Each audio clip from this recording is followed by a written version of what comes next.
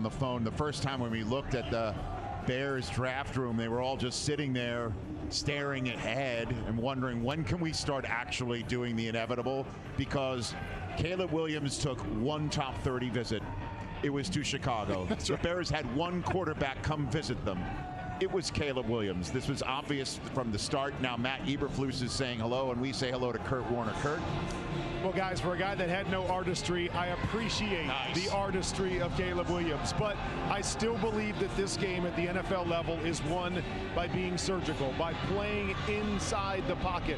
I watch film every week, and the teams that have the best chance week in and week out are the quarterbacks that play on schedule, play on time, and then give you the artistry at 2 or 3 times a game. That is exactly what I believe Caleb Williams has the capabilities of doing. But as you said, DJ, they have got to flip what we saw last year at USC. Make him inside the pocket first, and then allow that artistry to come out only when need be.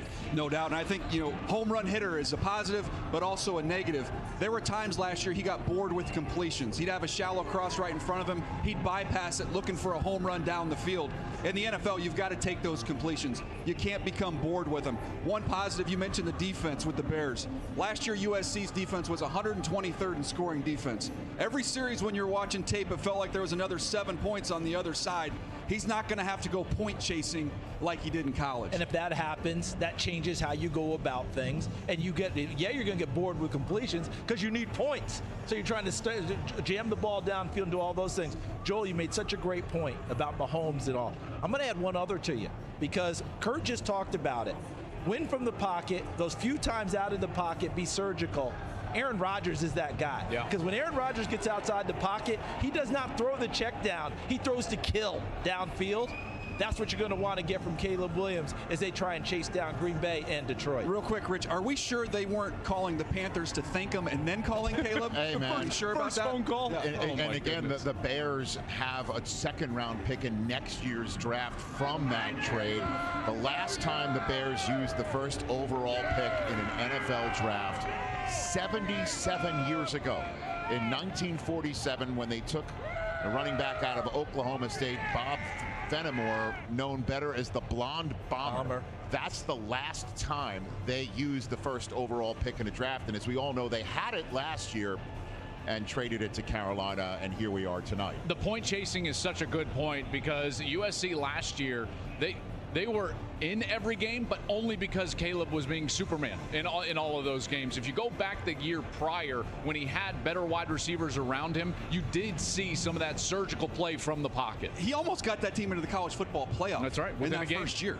Pulled hamstring away from possibly getting hurt in a Pac-12 game. So the dream of Caleb Williams becoming the first overall pick in the draft is finally about to be realized, and Chicago's Bears fans who are hoping for a second coming at quarterback about to hear the name of Caleb Williams from the draft stage. Roger Goodell heading out right now to make this selection known, and then the intrigue will begin with the Washington Commanders on the clock. With the first pick in the 2024 NFL Draft, the Chicago Bears select Caleb Williams, quarterback, Southern California. There he is, a Detroit cheer for Caleb Williams, hugging his family, and he is the first overall pick in the NFL Draft. Kid who went from Oklahoma to USC when his coach Lincoln Riley went there. Followed him to USC, immediately won a Heisman Trophy this past year.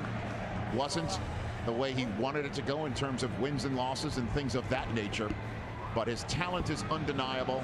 And Bears fans, yes, he's about to put a Bears hat on and introduce himself to the world and head to Michigan Avenue. He might not have ran a 40 in Indy, but he's running one here. I mean, he is flying up there. He is excited to get this journey started.